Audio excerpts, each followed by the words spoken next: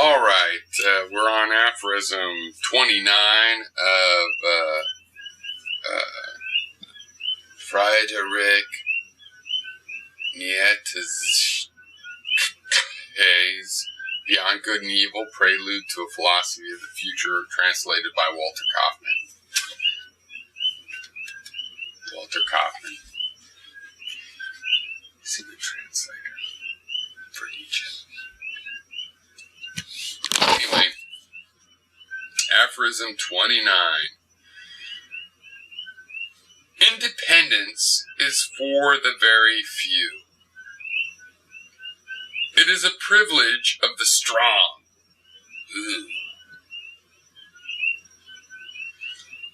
And whoever attempts it, even with the best right, but without inner constraint, proves that he is probably not only strong, but also daring to the point of recklessness.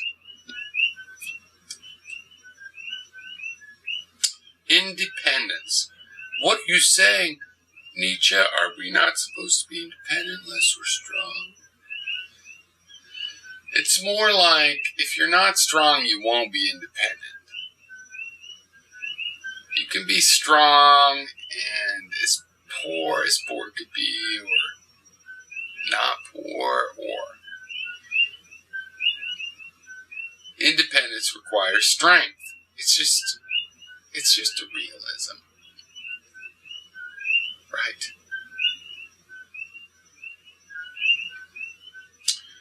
Furthermore, he says that if you attempt to be independent, not only will you have to be strong, you probably have to be daring to the point of recklessness, to go off on your own.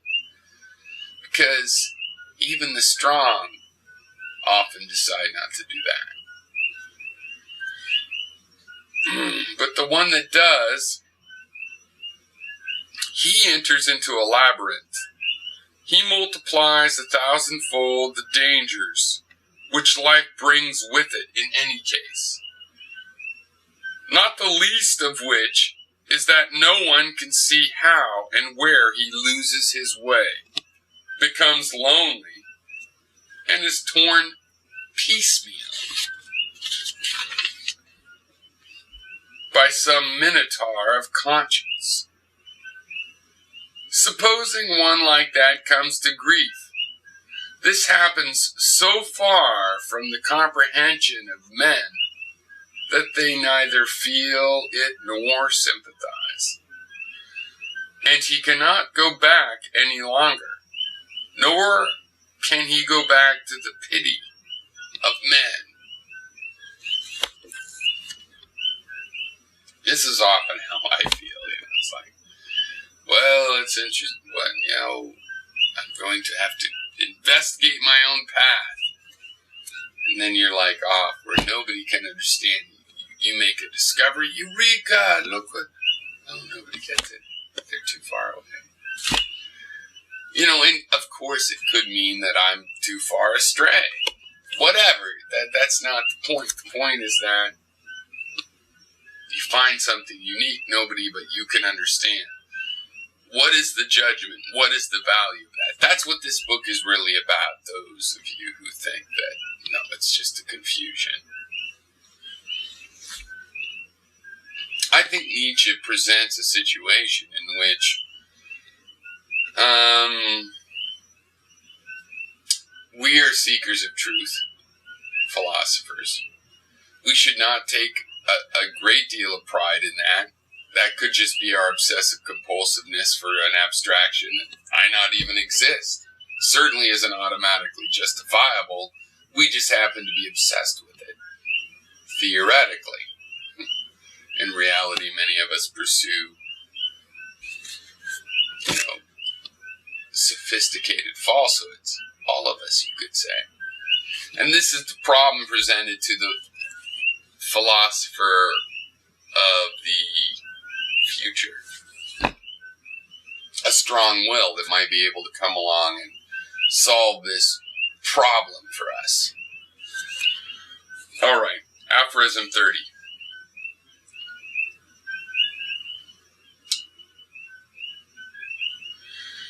Our highest insights must and should sound like follies, and sometimes like crimes when they are heard without permission by those who are not predisposed and predestined for them. Okay. Nietzsche does like to sound, like exclusionary. But who's he talking about? I don't really want to defend this. I'm just going to say, who's he talking about? Okay, he's talking about the free thinkers, but we're going to find out in a minute that he means the free thinkers, of the 19th century, right? Us, philosophers of the future, we're not necessarily in that group of what he calls free thinkers. Free thinkers, ultimately, it's supposed to mean people that think freely, but it's not like the only way to think freely. It's also the name for a culture that has grown up. And we can be connected to that culture, and yet there still might be a threshold between, let's say, the age of a warlike nature and the age of a this-like or that-like nature. Okay, so we are those who should be wakeful. That's what he means by we. And I think we are also those people that should be wakeful. That should be our job as we do philosophy. Think about philosophy. Think about things. On the other hand, you and me, are probably not the we he's talking about, because he's talking, dude was not a hermit. Dude had a lot of interesting artistic friends and stuff. He's talking about a we that he is putting a voice to through his own perspective on it, but also reflecting a culture, a subculture, that already agreed with this kind of perspective. And that's why, his writing was preserved, basically, because there was such a subculture.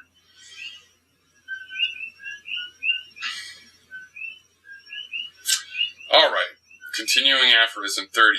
The difference between the exoteric and the esoteric, formerly known to philosophers among the Indians as among the Greeks, Persians, and Muslims, in short, wherever one believed in an order of rank and not in equality and equal rights, does not so much consist in this, that the exoteric approach comes from the outside and sees, estimates, measures, and judges from the outside, not the inside.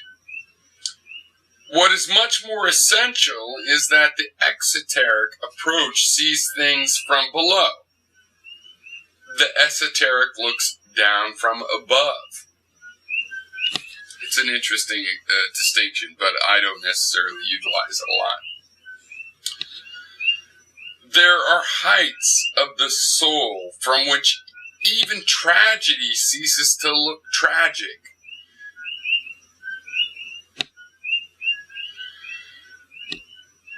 And rolling together all of the woe of the world, who could dare to decide whether its sight would necessarily seduce us and compel us to feel pity and thus double the woe?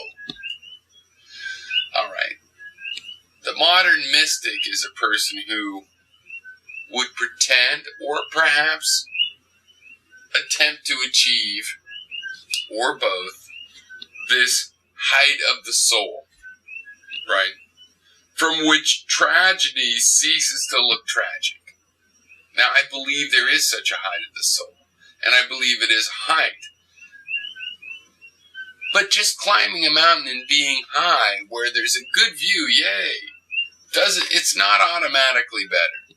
And again, even if Nietzsche is implying that it is automatically better, or is, in actuality better, I don't have to think so. I think it's a high form of consciousness because it's enlightened. You see how things fit together. It's also artificial because you are ignoring things that you actually care about as a body, as a family member, as a human being. Tragedy is tragedy, in other words, properly. But it is possible to rise above, and it is necessary sometimes to rise above and see how even tragedy is possibly something that doesn't have to look tragic from every perspective, including enlightened ones, where you see how tragedy is a part of life. And the dangerousness of that idea is that, of course, tragedy is not something you're advocating or want to advocate or appear to advocate or value. But it can cease to look tragic and look simply like how things work. And Nietzsche is fond of dangerous truths, which again, I don't want to pretend to say how he took it, and who cares. I take it as there are some hard truths in life, right? And if you want to enjoy life, or much less if you wanted to create a positive metaphor through which to live, you would want to take those and have to take those into account if they're truth. So they're at least worth considering, is the point. Right? What serves the higher type of men as nourishment or delectation must almost be poison for a very different and inferior type. Okay, so he's talking about higher and inferior types. Some people take offense at that. I don't. I see them as terms that I get to have my own opinion on what a higher and lower type is, and so do other people. We can also see if our idea of higher and lower type match what Nietzsche says when he's talking about higher and lower type. Really doesn't matter if a philosopher is telling you what their higher and lower types are in relation to what you think higher and lower types are. As long as you can understand theirs, then you could learn something from their perspective and still maintain your own. Now, I have mixed interpretations of Nietzsche's idea of higher and lower. I often think there's a point to his concept of a higher person. And then often I take his word for the fact that he's really representing, a previous age, not my age, a war, an era of war and various other things that while he could overcome, he was also a part of and didn't want to overcome. Like I say, characterized by, valuing Napoleon as an achiever, which he was, and he's defensible, but he's not my kind of person I want to say, hey, this is what I'm talking about, live life to the fullest. No, I'd rather people with a predisposition to violence and sacrificing their own men, etc., I don't know, just run a shoe shop or something, rather than be, the ruler of a nation. But he is defensible in a lot of ways. You could say, well, he ended up, his warlike nature defended the French Revolution from the monarchies of Europe, and whatever its flaws, at least it was on the way to democracy and seemed to get there, so maybe it needed this defense. Maybe it even needed the reign of terror. But that's not how I see it. Actually, we'll get to that. He talks in an aphorism coming up about the French Revolution being a horrific thing, because really he has very sensitive and liberal attitudes and sensibilities, I think. I mean, the French Revolution, not okay, you have to kill and brutalize your own people. He likes just societies that let things happen, a little bit Dionysian. But be that as it may. Okay, let's see, where the hell was I?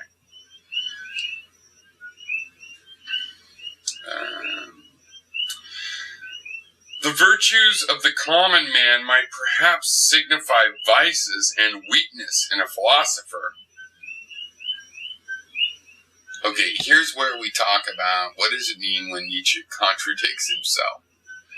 In one sentence he says, the virtues of the common man might perhaps signify vices and weakness in a philosopher. Virtues in one type of person might be vices in another. Practicality in an artist might make for worse art, but in a businessman might make for a better service. Or vice versa, whatever you think. The point is that depending on your goal, the role you've chosen for yourself, or I guess that you're de facto in, but I would think that you've chosen for yourself, what is a vice or virtue will be alternate. The virtues of required and that are virtuous of a doctor are different from a lawyer, are different from a carpenter. It could be possible that a man of a high type, when degenerating and perishing, might only at that point acquire qualities that would require those in the lower sphere into which he had sunk to begin to venerate him like a saint. I see this. Often there's artists that, it's only after they jump the shark that the mainstream can get in touch and appreciate them. And that's not necessarily a bad thing, as disgusting as it seemed to me at one point. There are books that have opposite values for soul and health, depending on whether the lower soul, the lower vitality, or the higher and more vigorous ones turn to them. In the former case, these books are dangerous and will lead to crumbling and disintegration. In the latter, heralds cries that call the bravest to their courage. So, as far as getting what Nietzsche is saying, higher and lower. See, I think we should always keep in mind, in reading the analytics of his reasoning, that we get to define higher and lower. I can think higher is the opposite of Nietzsche. I have some compatibility, some differences. But if you're curious in what Nietzsche is saying, he's consistent in, when he says higher souls, he's talking about people that live more vigorously, that want to live, basically. If you have a strong will to live and to make the best of it and to make it happen, even if it's instinctual, then to a certain degree you're a higher soul. But it's not quite enough, because his whole falling out with Wagner is that Wagner is validating the noble idiot, the Parsifal or whoever. I'm sorry if I got that wrong. Somebody correct me in comments. But and the noble idiot, the Teutonic idiot that's just noble and stupid and gets the right thing because he's innocently stupid and powerful and strong and could kill people. Nietzsche hates that. He gave up a whole friend and group of friends because he couldn't stand that attitude as it developed more and more clearly. So he's not saying the higher type is just someone that lives and whatever they want goes. No. It's something else. It's something like wanting to live, but also not lying to yourself. Wanting to live, but being honest about life. Wanting to live and facing some of the cynicisms. Wanting to live and being able to face some of the harsh truths of reality and come up with a solution for them as necessary. Books for all the world are always foul-smelling books. The smell of small people clings to them. Where the people eat and drink, even where they venerate, it usually stinks. One should not go to church if one wants to breathe pure air. If you remember, in a few aphorisms ago, he's saying how the higher man wants to separate himself from commonality. For example, if one was reading a book, to separate oneself from a book for all the world. But that if you really want knowledge, you're going to have to go find out about the common man. You'll find out there's many other parts of his works where he says, you're going to have to go back and check it out. That's going to be the most interesting thing. Face facts. It's ironic. Laugh at yourself. And now he's saying that it stinks to go there. But just a minute ago, he was saying that if you want knowledge, you're going to have to go there. Okay, so what is 2 plus 2 in that case? I think it's 4. Nietzsche's point of view is that, look, it stinks and it's not pretty. But the rule is more interesting than the exception. Understanding how they work is more important than understanding how you, the exception, the rarity, works. You might be interesting to figure out, but if you're the exception, then spending a year figuring how you work out is not going to pay off as well as spending a year figuring out how everything else works. So this is interesting to me, right? This is what I think confuses people. And I'm fine with that. I don't necessarily feel like I have to clear up the confusion, but I'm just saying, just a few aphorisms ago, he's talking about if you just separate yourself and put yourself in a citadel and think, you don't really want knowledge, probably. But if you go down to where the churches and the people are, it'll stink. In other words, I didn't stay in my citadel. I went down and I found a stench. And I have to talk about that stench because that's what's there in the place where we're going to gather the most knowledge. Right? But that's hardly the whole story. Right? But it is Beyond Good and Evil up to aphorism 30.